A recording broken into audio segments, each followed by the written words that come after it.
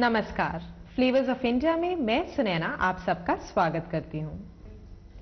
रंगों का देश भारत, जिसकी महक विश्व के कोने कोने को प्रभावित कर चुकी है। चाहे हम बात करें खान पान की, लोक संस्कृति की या फिर कला की, हर क्षेत्र में हमारी एक अलग पहचान है। ये कोई आज की बात नहीं, बल्कि सदियों से चली आ रही हमारी परंपरा है, जिसने हर क्षेत्र में अपनी एक अलग मिसाल कायम की है। इन्हीं रंगों से रंगा है हमारा ये कार्यक्रम, जिसमें हमने भारत के अनेक अनेक रंगों को एक सूत्र में पिरोने की कोशिश की है।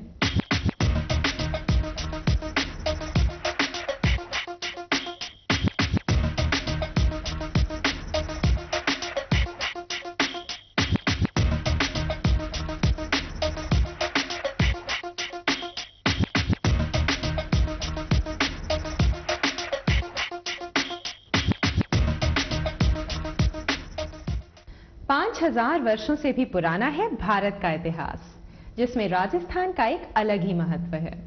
राजस्थान जहां एक ओर अपनी लोक संस्कृति, रहन सहन, वेशभूषा और खान पान के लिए जाना जाता है, वहीं दूसरी ओर सदियों से चली आ रही वीर गाथाओं को भी नहीं भुलाया जा सकता। ये राजस्थान ही है जिसने महाराणा प्रताप, पृथ्वीराज चौहान, सवाई राजा जय सिंह और रानी पद्मिनी जैसे लोगों को जन्म दिया। आइए हम आपको ले चलते हैं राजस्थान।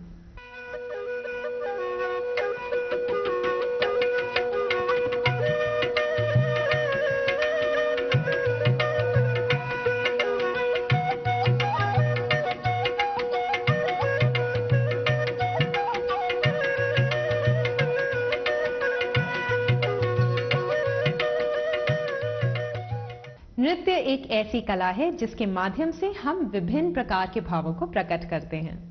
भारत में जितने राज्य हैं, उतने ही लोक नृत्य यहाँ देखने को मिलते हैं। और जहां बात हो राजस्थान की, वहां कालबेलिया और आदिवासी लोक नृत्य के तो क्या कहने। प्राचीन काल से चले आ रहे ये नृत्य भारत में ही नहीं, बल्कि विदेशों में भी अपनी एक अलग पहचान बनाए हुए हैं। तो आइए पहले हम आपको दिखाते हैं कालबेलिया नृत्य की एक झलक।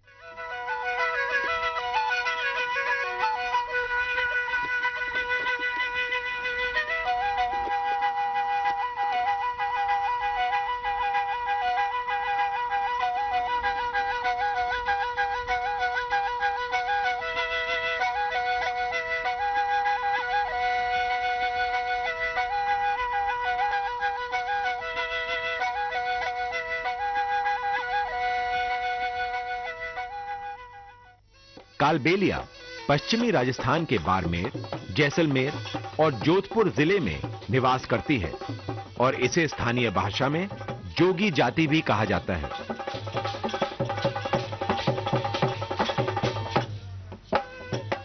राजस्थान का संगीत काफी मधुर है, जो कि यहां के रेगिस्तानों में गूंजता है।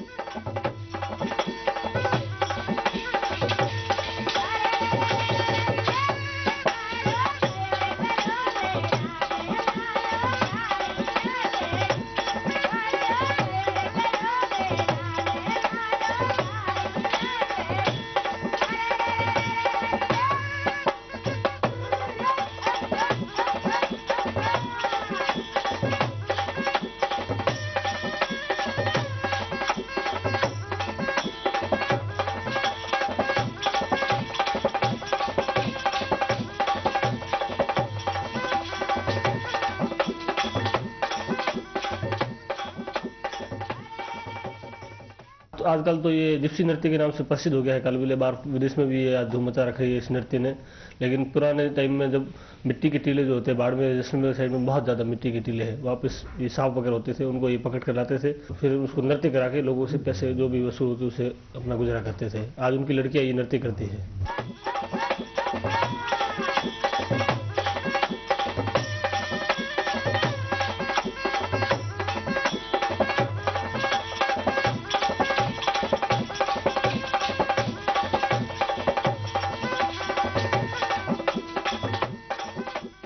जो गीत मुख्य वो भैरवी में अरे कालो कूद पड़े मेला में, ये इनका मुख्य गीत है। इसके ऊपर ये नृत्य करती है।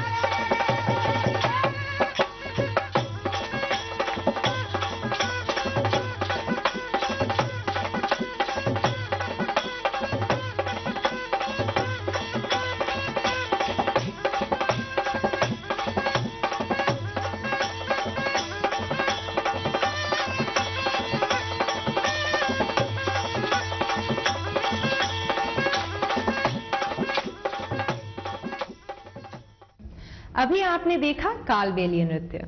राजस्थान में नृत्य वहां की जातियों के हिसाब से होता है, जिनमें से आदिवासी भी एक जनजाति है। आदिवासी नृत्य भी राजस्थान का एक महत्वपूर्ण नृत्य है। इस नृत्य के माध्यम से ये लोग एक दूसरे में जोश भरते हैं। पहले आदिवासी इस नृत्य के माध्यम से संदेश पहुंचाने का काम भी करते थे। तो आइए देखते हैं आदिवासी नृत्य।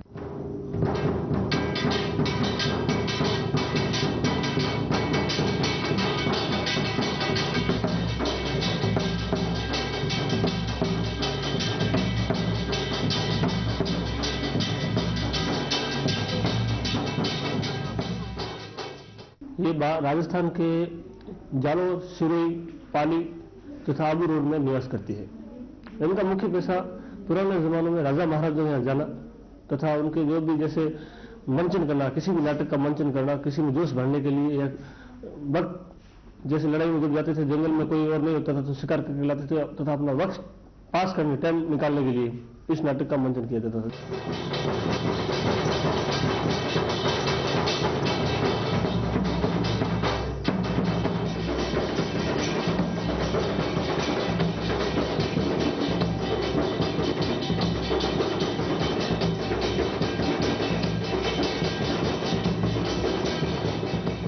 दोनों भाई आपस में लड़ते हैं, एक दिखाता है, एक शिकार होता है, एक शिकारी, दोनों आपस में एक दूसरे के बारे में बताते तथा उनको गुर सिखाते हैं किस ढंग से अपना झगड़ा करना चाहिए। उसके लिए एक बीच में आग डाल के, आग जला के कढ़ाई डाली जाती है और फिर उसके चारों तरफ बड़ा ढोल लेके नृत्य किया जाता है।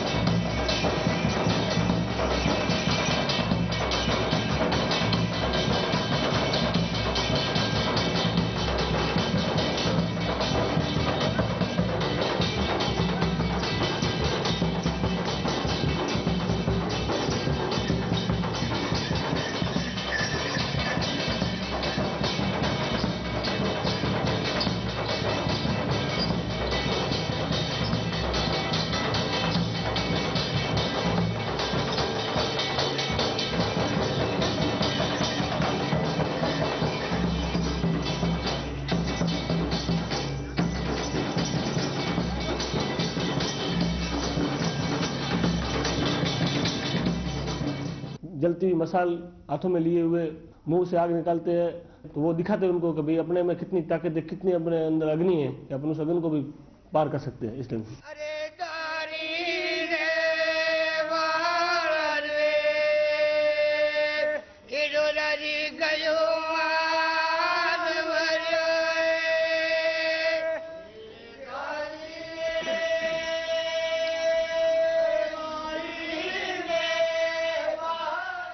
ये साथ में मंचन, नाटक मंचन के साथ में गाना भी गाते हैं।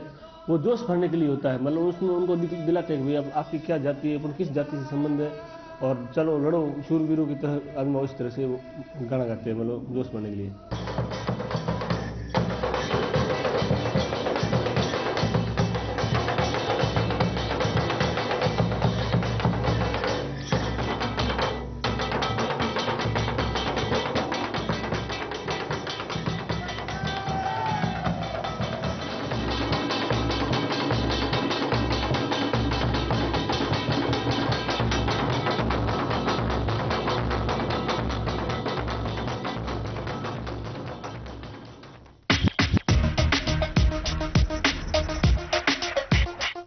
वर्षों से हस्तकला के क्षेत्र में भारत का एक विशेष महत्व है, जिसके उदाहरण हमें आज भी, चाहे अजंता की गुफाएं हो या फिर जोगीमारा की गुफाएं, खजुराहो हो या फिर दक्षिण भारत के ऐतिहासिक मंदिर, इन सब में देखने को मिलता है। इस कला से राजस्थान भी अछूता नहीं है। चाहे हम बात करें देवगढ़, नाथद्वारा, जैसलमेर की चित्रकला या फिर जोधपुर में लकड़ी पर सुंदर नक्काशी की, राजस्थान के हर कोने में हमें हस्तकला के बेहतरीन नमूनों का अनुभव होता है। आज हम राजस्थान के विभिन्न प्रांतों के कलाकारों से मिलेंगे, जिनकी कलाओं को समेटकर आपके सामने हम लाए हैं।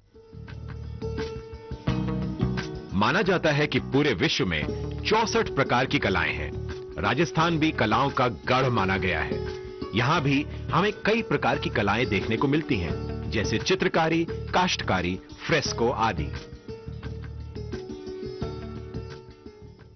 in Rajasthan, राजस्थान के हर प्रांत में चित्रकारों के लिए विशेष चित्रागार होते थे, जिसके कारण चित्रकारी की विभिन्न शैलियां यहां विकसित हुई। मुख्य रूप से जहां मेवाड़, कोटा, बूंदी, मारवाड़, जयपुर आदि चित्रकारी शैलियां मौजूद हैं, वहीं देवगढ़ एक सहायक रूप में उभरा। Devgarh is a sub school. जहां एक ओर जयपुर, जैसलमेर, मेवाड़ आदि मुख्य चित्रकारी स्कूल के रूप में जाने जाते हैं, तो वहीं दूसरी ओर देवगढ़ सहायक चित्रकारी स्कूल के रूप में जाना जाता है। यहां के लोग चित्रकारी में काफी निपुण होते हैं। ये कलाकार पीढ़ी दर पीढ़ी इस काम को करते आ रहे हैं।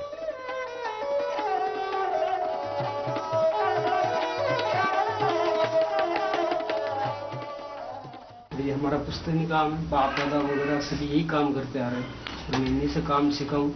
और हमारे गांव में जो देवगढ़ में जो ये पहले से इसमें सारी पेंटिंग मेरे बाप दादा के हाथ की है। यहां की पेंटिंग की खासियत यह है कि इसमें पत्थरों के रंगों को घिस घिस कर चित्रकारी के लिए रंग तैयार किए जाते हैं। अब पत्थर के रंगों के साथ साथ इसमें अन्य प्राकृतिक रंगों का प्रयोग भी इस चित्रकारी में किया जाता है। ये गोल्ड की लिखाई कर रहा हूँ।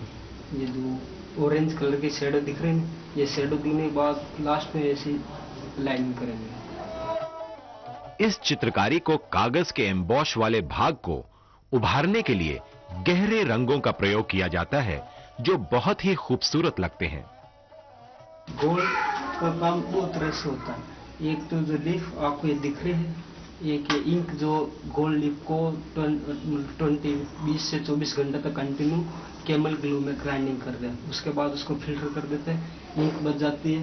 ये इंक का काम ऐसा होता है। ये सारा इंक का काम है। ये इंक लगी हुई, अब इस पे कॉर्नियल स्टोन से वो शाइनिंग देते हैं, घिसे करते हैं, तो शाइनिंग ऑलवेज 80 रहती है।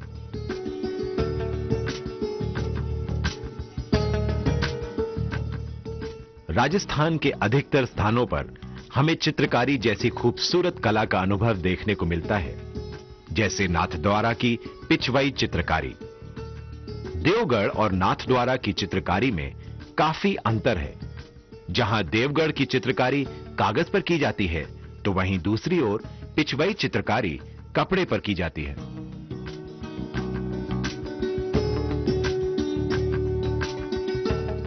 भगवान श्री कृष्ण की गाथाओं को दर्शाते हुए इस उत्कृष्ट कला की सूक्ष्मता में तल्लीन कलाकारों को काम करते हुए आज भी हम देख सकते हैं।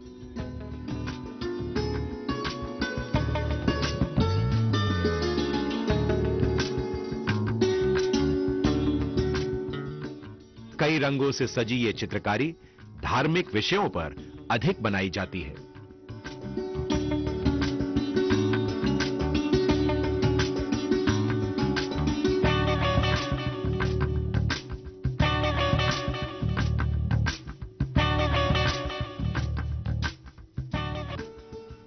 देवगढ़ और नाथद्वारा के साथ साथ जैसलमेर भी इस कला से अछूता नहीं है।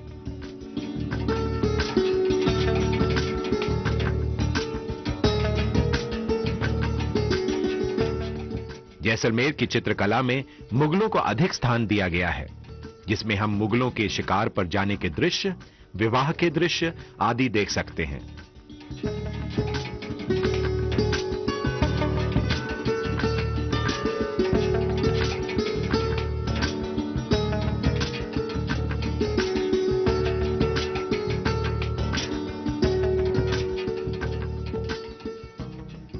जहां देवगढ़ की चित्रकारी कागज पर और जैसलमेर की चित्रकारी कपड़ों के लिए प्रसिद्ध है, वहीं दूसरी ओर शेखावटी के फ्रेस्कोस भी हमें अपनी ओर आकर्षित करती हैं, जो कि दीवारों पर की जाती है।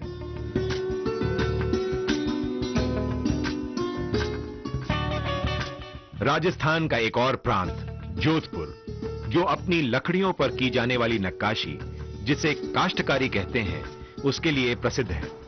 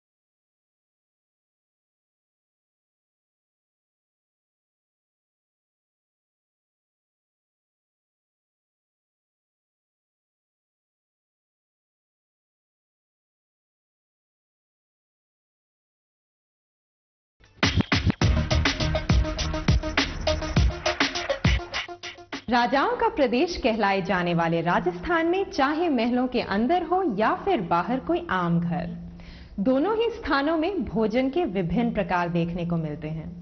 यहाँ शाही पकवानों को विशेष कला के साथ परोसा जाता है, जो उसके स्वाद को और भी बढ़ा देता है। इन सब के बावजूद पानी की कमी और ताजी हरी सब्जियों का अभाव यहाँ के पकवानों में देखने को मिलता है। राजस्थान में तीखे व नमकीन पकवान काफी पसंद किए जाते हैं, इसलिए यहाँ गरम मसालों और लाल मिर्च का प्रयोग अधिक किया जाता है। इसके साथ ही यहाँ शुद्ध देसी घी का प्रयोग भी अत्यधिक मात्रा में होता है। आज हम आपके सामने लेकर आए हैं राजस्थान के शेखावती प्रांत की पारंपरिक थाली, जहां हम आपको दिखाएंगे कि इस जगह लोग कितना सादा और सामान्य भोजन करते हैं। इस प्रकार का खाना केवल यही नहीं बल्कि राजस्थान के अधिकतर घरों में भी बनाया जाता है। राजस्थान में तो देखिए पानी का अभाव हमेशा रहा है, किंतु लोग तो बसते ही थे, तो खान पीन वगैरह तो चाहिए ही। तो पानी के अभाव में सीरियल्स में बाजरा, जौ, ज्वार ये सब टाइप की चीजें होती थी। गेहूं में तो पानी लगता ही है, इसलिए गेहूं का भी यहाँ का उत्पादन नहीं रहा। तो उस कारण से बाजरा बना और उसी कारण से जौ, ग्वार वगैरह यही सब सीरियल्स यहाँ पे मिलते थे।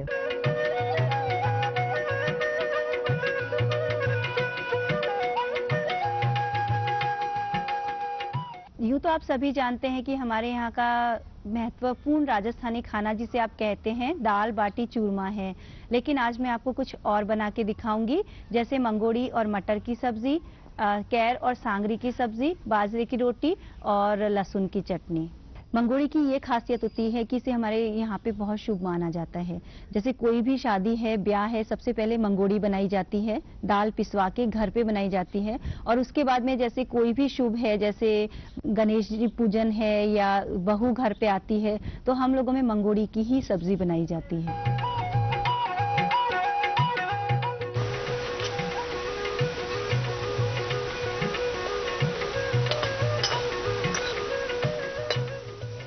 राजस्थानी पकवानों में जितने लोकप्रिय मांसाहारी पकवान हैं, उतने ही लोकप्रिय शाकाहारी पकवान भी हैं।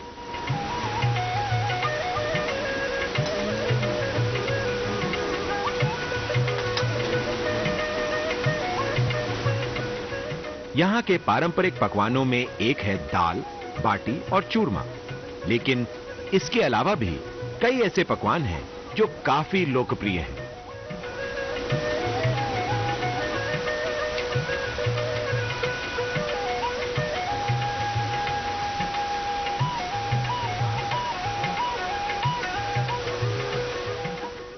राजस्थान में पानी की कमी और ताजी हरी सब्जियों का अभाव होने के कारण यहां दालों का प्रयोग अधिक किया जाता है। जहां एक ओर बेसन से बने हुए पकवानों में खट्टा, गट्टे की सब्जी, पकौड़ी आदि पकवान बनाए जाते हैं, तो वहीं दूसरी ओर मूंग की दाल को मोटा पीसकर उसका प्रयोग मंगोड़ी के रूप में किया जाता है।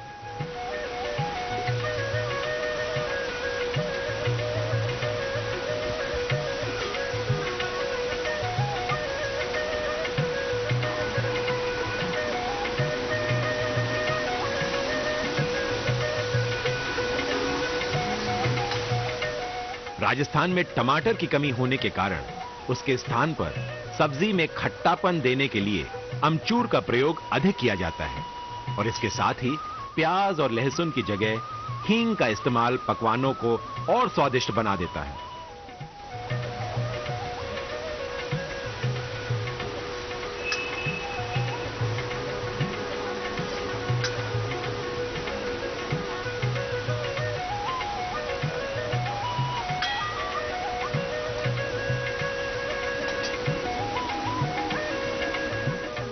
बनाने में आसान और खाने में स्वादिष्ट, यह है मटर और मंगोड़ी की सब्जी।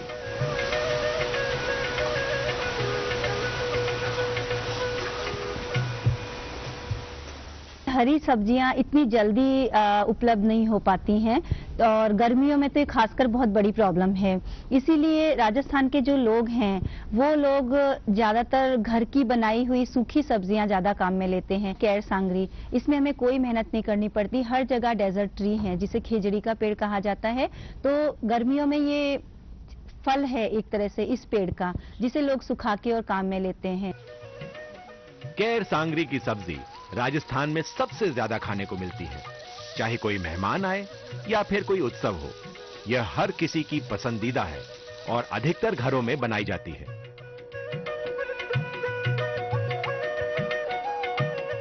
वैसे तो राजस्थानी कढ़ी काफी तीखी लाल दिखाई देती है, लेकिन जितनी लाल वह दिखाई देती है उतनी मसालेदार वह होती नहीं है।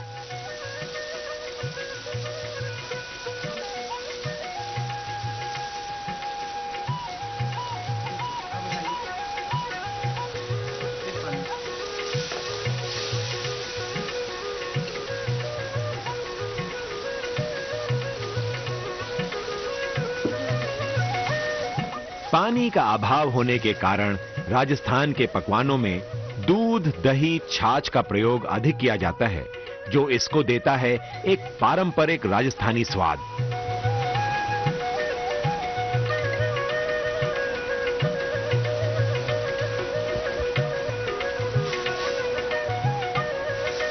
कैर सांगरी के उत्पादन में कोई कठिनाई नहीं होती, यह आसानी से यहां उपलब्ध हो जाती है।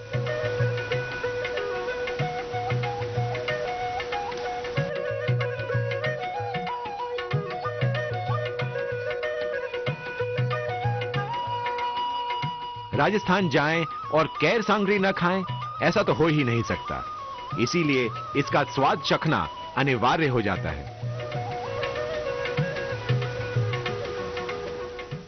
बाजरा यहाँ पे इसलिए काम में लिया जाता है क्योंकि पहला, बाजरे को पानी ज्यादा नहीं चाहिए। बरसात के मौसम में ये लोग अपने खेतों में बाजरा डाल देते हैं, अगर थोड़ा पानी हुआ तो भी बाजरा अच्छा हो जाता है। तो उन लोगों के लिए अच्छा है, क्योंकि आजकल गेहूं वगैरह इतना महंगा हो रहा है, तो उन लोगों के लिए अच्छा है कि खेत में बाजरा उगा लेते हैं जिन लोगों के पानी नहीं है, कुआं नहीं है। अन्य राज्यों की अपेक्षा राजस्थान में गेहूं की पैदावार कम होती है और बाजरा अधिक होता है, जिसके कारण यहां बाजरे की रोटी अधिक खाने को मिलती है।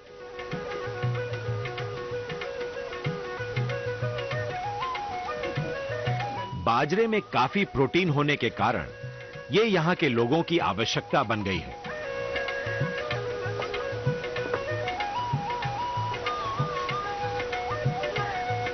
तो ये थी आपके लिए शेखावटी की पारंपरिक थाली।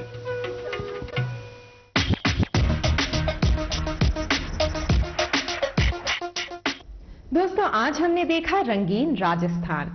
ये प्रदेश रेगिस्तानी विषमताओं के बावजूद भी अपनी एक अलग मिसाल कायम किए हुए हैं। हमें उम्मीद है कि राजस्थान ने आपके दिल को कहीं ना कहीं तो जरूर छुआ होगा। तो हम आज का कार्यक्रम यहीं समाप्त करते हैं, इस वादे के साथ कि अगले हफ्ते आपको करवाएंगे भारत के किसी एक और राज्य की सैर। तब तक के लिए नमस्कार।